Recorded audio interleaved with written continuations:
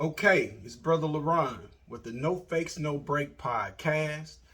Here to talk to you guys about a sensitive issue that is very near and dear to my heart. Um, we're talking now about abortion. I know. So, what we're going to start about is just asking the question like, what is abortion? Like nobody ever asked that question. We all think we know, but let's see how this all plays out and see how it's defined after you get through listening to this message. First of all, I just want to say I apologize for not putting out more content. Um, in the recent days, I've been definitely struggling with, should I put this out? Should I talk about this?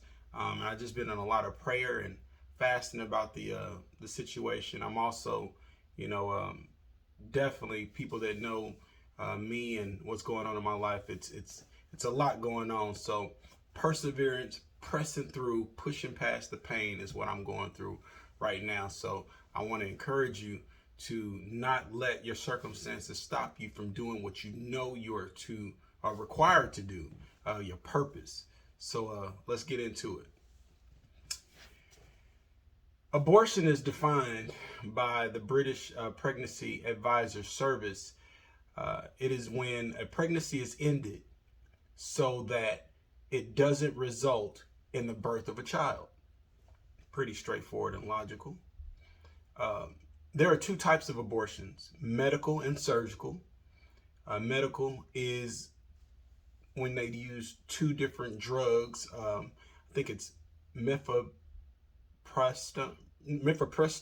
I'm all off the fly, and misoprostol.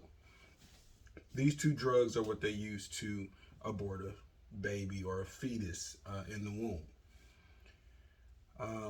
Is killing a baby that is birthed alive on earth for 28 days, just under a month, abortion? Well, you might think that that's a crazy question, but in these times, we're seeing that is not so much a crazy question anymore. States like California are making a safe haven for people to come and have abortions. They'll pay for your expenses, they'll pay for your flights, and also allow you to have an out of the womb abortion up until 28 days. Now, sadly, this is not the only state doing this. I'm thinking that Rhode Island might be another state doing this, but obviously when they push agendas like this, it's not, a one-sided thing or a one-state thing. It's pretty much a roadmap or a playbook that, they disperse to the masses. So just stay with me, y'all. It gets worse. Abortion has often been used as a form of contraceptive. Now, me personally, I would say that's a pretty expensive condom. You know what I mean? I mean, basically, we know that the way to stop having children is to practice abstinence, not doing what we feel and what we want and then party and, coming to terms with our decisions and then, having to pay out, upwards of almost $1,000 or so or more to handle something we could have handled in the first place by acting accordingly as adults or young adults. My testimony, not passing judging on anybody, is that I've had two, not one but two abortion experiences, and I forgot to say it in the beginning of the video. If this is a sensitive topic for you, I say, whatever you got to do, pray, get yourself together. But I will be using words like abortion and murder and kill, those type of words in this video. So please understand that it's for learning purposes, it's for healing, it's for a lot of things. So just bear with me. This is, like I said, a sensitive subject for some. So trigger warning, y'all. I know I'm late, but it's in there. My testimony, like I said, I had two. I've decided never to have an abortion again. I still think about them all the time. Man, I fought against one because I was, scared and young, and believed that the decision was for the woman to decide, and it was just their choice. Um, all because that, I was told my voice didn't matter in the situation and the decision by the majority of the people around me. And well, it took me years to find out, and talking to many people and confronting, my past and pushing past the pain. Like I said, it was then I realized that there is a silent majority of men that have a silent shame about this topic, and go through this ordeal as well. Many times we think that the woman is the only one that feels this pain, but quite often, if the man is even aware that there's abortion that occurred, we go through those changes as well, and that's not talked about enough. Right now, most laws stand, no matter if the man is ready to have a baby, he will be a father. He will have a child, and if the woman decides to have that definitely will define and decide if he's going to be a child's father or not. Wanting to make a responsible decision, as many women speak on, of having a child, only reflects their decision. If they're not financially capable of taking on a child, they get the right to make that decision. Right, I said, to make that decision whether they want to go forward with the abortion or not. Men, not so much. We're financially responsible for a child 18 years and plus, in some cases, if they want to go to college, whatever the state that you live in speaks upon, or not even in the States, internationally, that's what it is. You're responsible regardless. We don't get the financial option to say, hey, I can't afford this child, which rightfully so is true. I mean, I'm not giving any excuses as to you do something, you need to pay and take responsibility, but I think that women also should be accountable for their actions as well, and not be able to scapegoat so easily. But this is not about how I feel. I'm really just asking the questions to be fair across the board. So, based on various studies, and this is alarming, 50% or more of abortions that are done by women, their reasoning is a financial reason, and their like I said, inability to take care of the children. That is the premier reason why, through all of the surveys and questionnaires and stuff like that, when they come in and get these things, these are their testimonies saying, hey, I can't afford it. I got 2 kids already. What are my parents going to think? I can't afford a kid, things of that nature. So those are the, 50% or more of the reasons why abortions take place. Is abortion a contraceptive at this point? I would say the answer is yes at this point, because contraceptive is the preventing of a birth. Well, all right. Like I said, that's a very expensive condom, and unfortunately, it's used as such. Oh, if y'all asking about, I've got a lot of questions about my videos and the t-shirts I wear. They're all of the t-shirts that I wear will, or I say 99% of the t-shirts I wear will be on a website that I love. It's MyFaveTShirts. It's MyFavet, the word shirts.store. As you can see, it says unvaxxed lives matter. Not saying that vax lives don't matter. I'm just saying that unvaxxed lives also matter. So, abortion's origins in the U.S. Ooh, I like that That title, I titled it myself. Um, the legalizing of abortions was based on a story of a woman named Norma McCorvey. At the age of 22 in 1970, she got pregnant for her third time, and she also falsely accused of a man of rape to gain favor in the result of this very political and publicized case. As far as Roe baby or baby Roe, a lot of people didn't know that she actually was able to have her baby. Many went on to thinking, McCorvey was permitted to have the abortion, but she was not. We know now that the baby's name is Shelly Lynn Thornton and is, at the time of this video, 51 years old. Even she was not aborted, and the masses were lied to about her whereabouts. Man, this is deep stuff. This ruling, which is Roe v. Wade, or Roe versus Wade, being overturned, has been a fight for many years, and recently came to heel when three, not one, not two, but three Supreme Court justices, were strategically selected to change this monumental foundational ruling based on deception at its core. Well, here's another question that's hard. I'm just punching y'all. Y'all can, dodge and move, but hey, when I wrote it, I was getting punched, so time for y'all to as well. Sharing this and basking in this glory.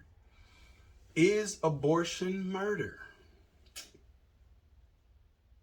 That's a big one. Why is it a big one? Well, let me tell you why, if I may. If it is murder, who will enforce the crimes committed and who will be found guilty? Only women and men that kill mothers also?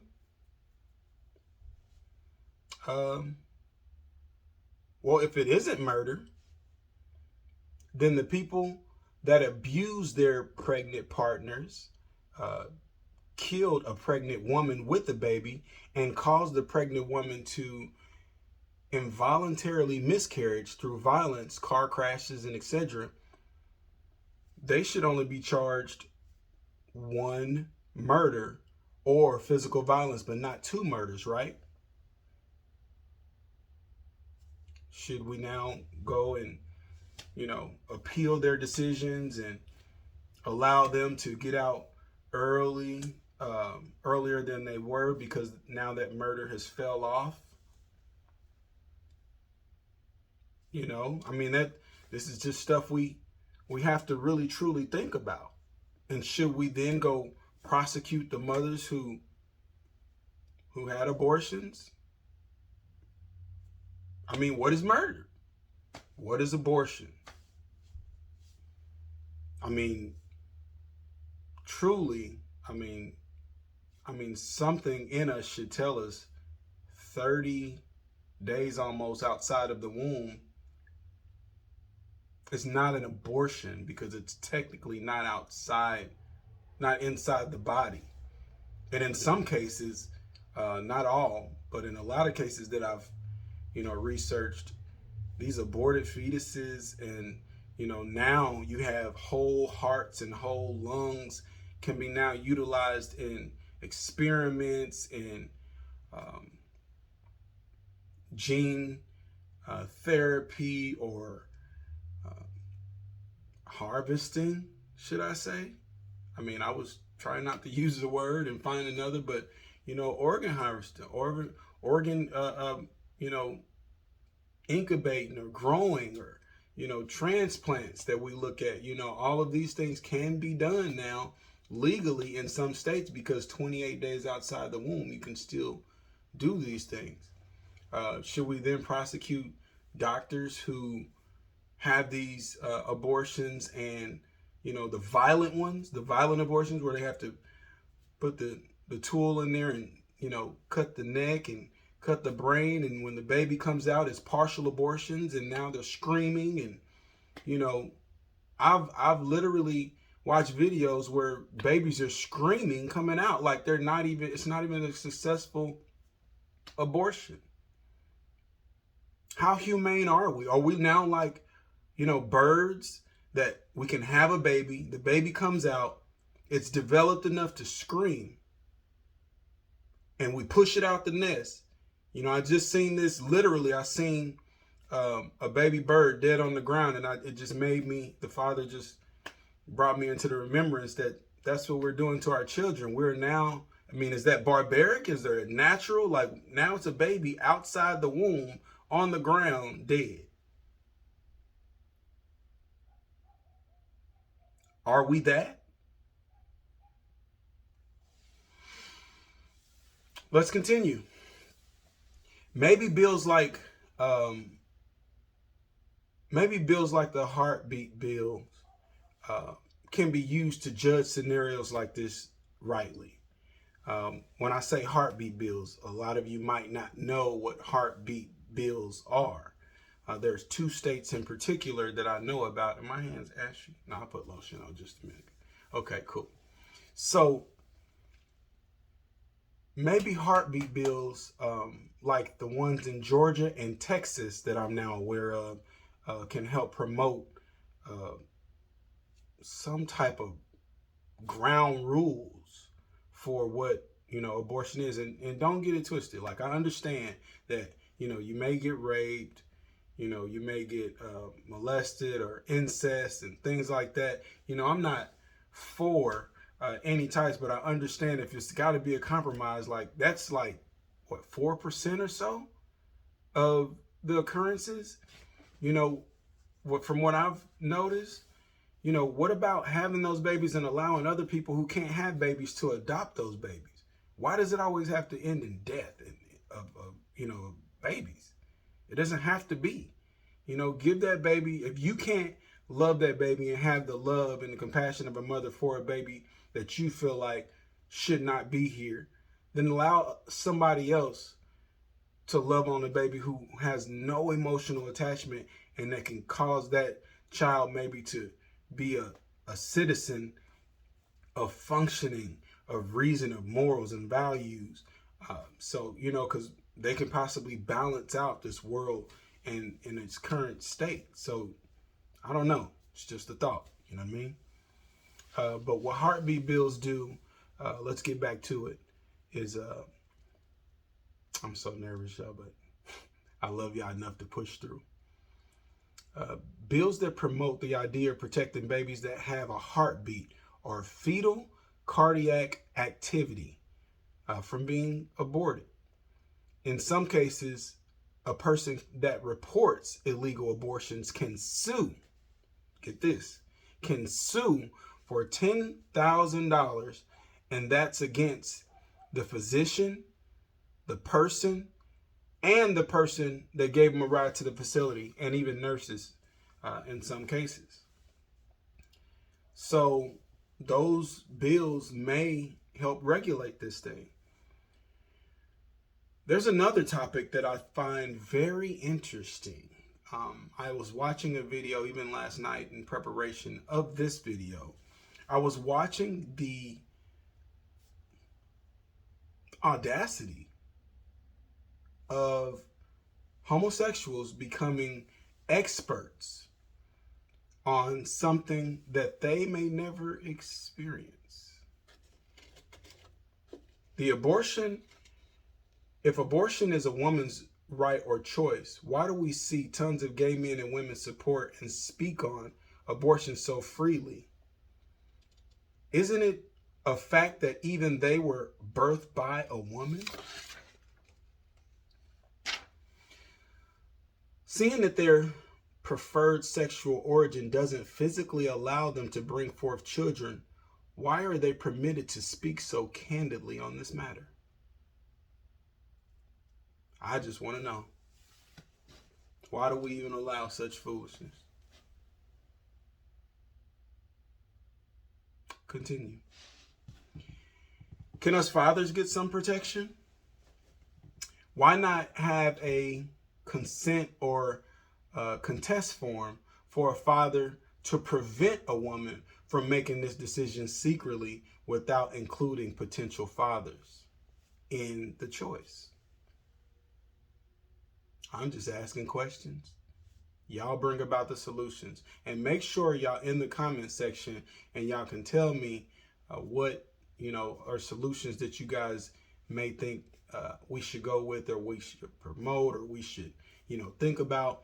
Also, no fakes, no breaks at gmail.com is the email if you have sensitive issues that you want to send to us. And remember, breaks is with the AKES, and fakes also the same. So it's spelt like fakes and breaks, both same spelling. Ooh, this is heavy, y'all. Hope y'all taking deep breaths. Why not give the ability for a father to sue someone or some type of corrective action if a father has to go through, get this, a forced abortion? If that mother has already been been contested by a father, and she still goes forth with it, we should have some type of law on the books or bills or whatever to go forth that a mother who does not want a child can now be made to have the baby, but still give the baby to the father to let him raise the baby. Because remember, y'all both consented to have this child. I mean, and I'm talking about outside of, non-consensual. I'm not talking about that. I'm talking about consensual adults having a baby, or having sex, having relations, and a baby is the product of that act of consensual nature. Then both being adults, I think that it should be, suggested that they push through to the baby being born and then giving the rights over to the father. That's a solution. But let's talk about that. Like I said, email me to nofakesnobreaks@gmail.com and comment in the comment section. I'm really, really excited, and I'm really thoroughly anxious to read all of the comments that are in the section below. So please give me some interaction on this topic. I welcome it. Every single interaction, I welcome it. Whether you agree or disagree, I welcome it. Maybe if we knew how abortions came to be, we would not be so supportive in them and of them. Like, really, Margaret Sanger, the head of the Democratic Party of her time, creator of Planned Parenthood, the one that's all in the hood, like Planned Parenthood in the hoods. Racist KKK leader is what she was. A devout KKK leader. You can Google her name right now, Margaret Sanger and KKK, and she's everywhere. She also is an avid supporter of the theory or the understanding of eugenics. Most are not familiar with eugenics, but eugenics is the theory or the study or the thinking of white supremacy and how white supremacists are more intelligent, are more superior, and that all other races are inferior beings to them. So, or the Aryan race. So with that being said, why are we supporting a woman that don't support us? Why are we supporting a woman that clearly thinks that we are infidels and telling us what to do with, like you said, our bodies and our choice are now what they put in us? Remember, I said this whole thing came about because a woman lied about being raped. And that's still the narrative to this day in most conversations about abortion is, well, what about if I get raped? Then look, that didn't even happen in that story. And we're still talking about less than 5% of those cases being rape. So what are we really talking about? We're still in the 96th percentile of consensual sex. So let that not be our narrative.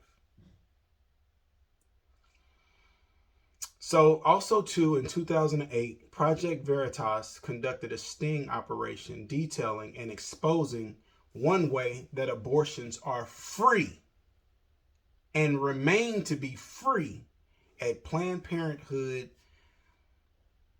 centers. A few donors can be seen and heard making special and specific requests that their donations can only be used to fund killing black babies.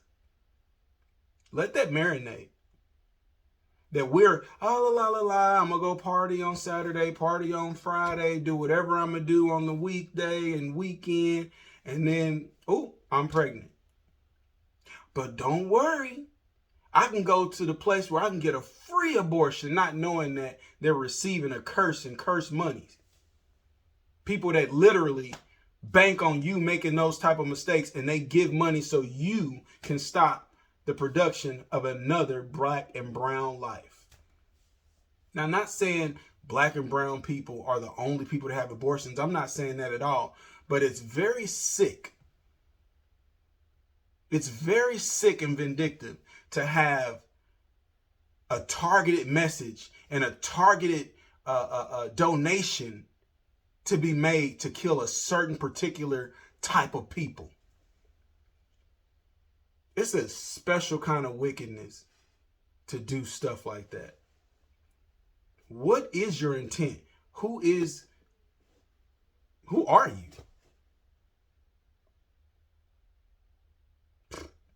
Let's move on. What's never mentioned, almost never mentioned, is once a baby is killed in the womb,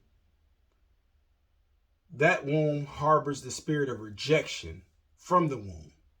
That spirit is not cast, if not cast out, it latches on to future children and attaches itself to the lives of those children and later on their children and so on. So we've come to the point in this video to where I have to ask you guys a serious question. Another serious question, I'm sorry. Does the God you serve, even if it's yourself that is the God, would they approve of shedding innocent blood? This is the time where you ask yes or no, or maybe so. Because when we look at things in a spiritual way, this is what my God says. And this is how abortions and killing of babies were back then. This is Exodus chapter 1, verses 7 through 22. And the children of Israel were fruitful. Now get this. Now really, before I start reading this, just understand what's happening. The people are being multiplied and they're trying to figure out a way to get rid of them. God's people. They're trying to see how to get rid of them because there's too many of them. So as I read it, I just want y'all to meditate. Y'all can even close your eyes at this time of the message. I just want y'all to try to picture what is actually happening. And the children of Israel were fruitful and increased abundantly and multiplied and waxed exceedingly mighty, and the land was filled with them. Now there arose a new king over Egypt, which knew not Joseph. He said unto the people, Behold, the the children of Israel are more and mighty than we. Why would he be so scared that the people of Israel are mightier and more than them? Come on, let us deal wisely with them, lest they multiply, or unless, when it says lest, they mean unless. Unless they multiply, and it comes to pass that when there falleth out of any war, they join with our enemies and fight against us. Watch this. And so get them out of the land. Therefore, they set over them taskmasters to afflict them with their burdens. And they built for Pharaoh treasure cities as Pithom and Ramesses. So now they putting pressures on them and having them build cities. Now remember, these people were the ones that built the pyramids. So remember, they was working them. And they said these were the children of Israel that built the pyramids. It's right here. But the more they afflicted them, this is why they killed the babies. The more that they afflicted them, the more they multiplied and grew. And they were grieved because of the children of Israel. So now Pharaoh's grieved because I can't do nothing with them. Every time I'm trying to put more pressure on them, they keep multiplying like Bebe's kids. They don't die, they multiply. That's been the story. This Bebe kids right here in the book, in the Bible. Now look at today. What happens when you put people in the projects? What happens when you put people under all of these, conditions of poverty and all this? They have sex. They have more and more sex and have more and more babies. The answer is not to suppress and oppress. That's not the answer. They've been trying it since the biblical days. And it's a reason. Because the hatred that they do, they feel like we are going to do the same thing unto them, but we're not. We're not that type of people. We're so loving, we're so forgiving, we're so spiritual. And they just can't fathom doing all that to a people and not feeling any kind of get back. Let's continue. So I'm going to read the last one again so we get back to it. It says, so come let us deal wisely with them, lest they multiply, and it come to pass that when there falleth out any war, they will join our enemies and they will fight against us. So get them up out of the land. Therefore, they set over them taskmasters to afflict them with their burdens, and they built for Pharaoh treasure cities, Pithom and Ramesses. But the more they afflicted them, the more they multiplied, and the more they grew, and they were grieved because of the children of Israel.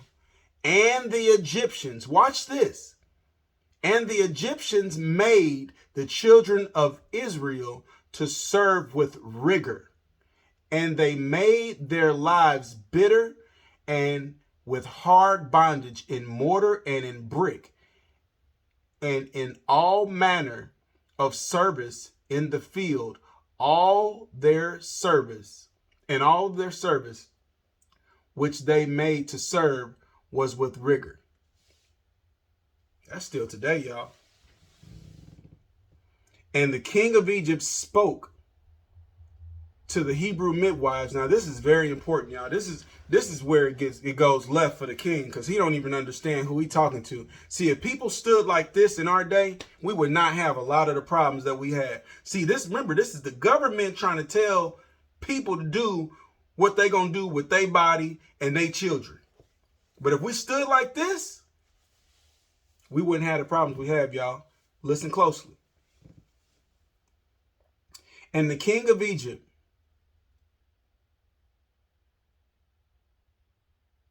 I'm sorry, there you go. And the king of Egypt spoke to the midwives, of which of the name of one was Shiphrah, and the name of another was Puah.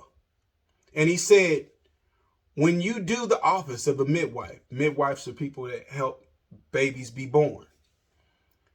When you do the office of a midwife to the Hebrew women and see them upon the stools, if it be a son, get this, remember, targeted, very specific. Same spirit as of, can you kill a black baby? Can you make sure it's just a black baby? Can you make sure now it's just a son? Watch this. A black son or son? What? Very specific. When you do the office of a midwives and you see him upon a stool, if it be a son, then ye shall kill him. But if it's a daughter, then she shall live. But the midwives feared God and did not as the king of Egypt commanded them, but saved the men children alive.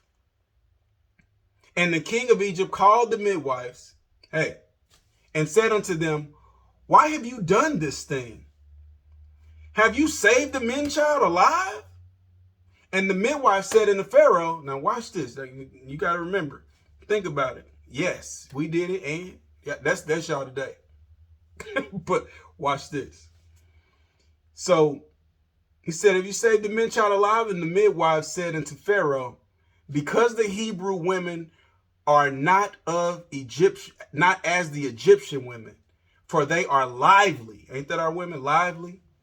And and are delivered ere the midwives come into them. Therefore, God dealt well with the midwives, and the people were multiplied and waxed very mighty. Now remember, they was already scared that they were going to grow of numbers and they was going to grow mightily. Hence why they're pushing so much abortion. Because God's people will grow mightily. And it came to pass, because the midwives feared God, that he made them houses. So remember, think about it. You a midwife, you ain't got no husband. You know what I mean? And then here it is. You did what God told you to do. And then he blesses you with a house. This means he blesses you with a husband who has a house, who has a blessed life. So he made y'all houses.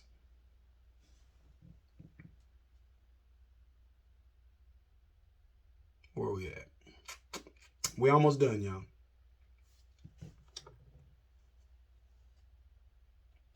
And he made them houses. And Pharaoh charged all his people, saying, every son that is born ye shall cast into the river, and every daughter you shall save alive. So now, since the Hebrew women ain't did it, have not done what they were supposed to do, he's now telling Egypt to go ahead and kill the sons and throw them in the river. Sacrificing children to Molech is literally the biggest thing about that is that it's changed. It's the same but different nowadays. What we got to understand is what sacrificing your children to Molech now looks like is keeping Easter instead of Passover. When you keep Easter instead of Passover, what you're now making an idol, what you're now giving your children, because we all say, let's do it for the kids, let's do it for the kids. You still got abortion and stuff like that, but you still have, Easter egg hunts at a church. I really haven't grasped the idea of rabbits and Easter eggs at a church, because Jesus is the sacrificial lambs. So it would make even more sense if you had a lamb, but you got rabbits and eggs. Worshiping Satan Claus. I mean, you know, the first lie we tell our children is that Santa is real. No, Santa is not Israel. The children of Israel are Israel. And now you have this this new craze or phenomenon that now churches have Hallelujah Night or All Hallows Eve or Halloween at church. And there's still churches that permit children to dress up like ghosts and witches and go into the church. So in closing, I hope we got a better understanding of what abortion could be identified as. Because I don't know. I'm really just, you know, presenting some information to y'all. I hope y'all, you know, receive what I'm saying in a grandiose way, or even if you took bits and pieces of it, you know, and you watched it to the end, I salute you. I appreciate it. Hats off to you. I mean, you know, my bald head, I might need to start wearing more hats, but hats off to you. You are a brave soul. Because I know I can hit hard, but it's all in love. And right now, I made this video for the love of these children. Because somebody got to fight for them. So, bless y'all. I love y'all. Be encouraged. Like I said, even myself, I've suffered 2 abortions. This is not my abortion story. This is my telling you I relate to you in your decisions. I just ask that next time, or if it's the first time, let it not be the first time, and contemplate on what's actually going on, what you're actually doing. You know, you could have had a family member who had murder on their mind or murder in their spirit or murdered somebody before, and now you're now taking on that murderous spirit curse of your family by killing a baby. So now you're a murderer, not only in speech, but now you're a murderer in deed, and not even understanding why things are going wrong in your life. Spiritual healing is there for those who want it. If things are just going bad in your life, it might be a decision you made a long time ago and you never was aware of what, you know, the ramifications of the things that you were doing and taking place in, and, you know, doing was going to affect you. So please take that in mind. Seek spiritual healing. Seek the kingdom and all its righteousness first, and all the things to be, you know, bestowed upon you or given to you after that. But you first got to do, you know, the Lord and Savior Jesus Christ's will. You know, I know him as Yeshua. I also know him as Jesus, and they both hold power. I've seen it, I've felt it, and I know it. Do you? Shalom.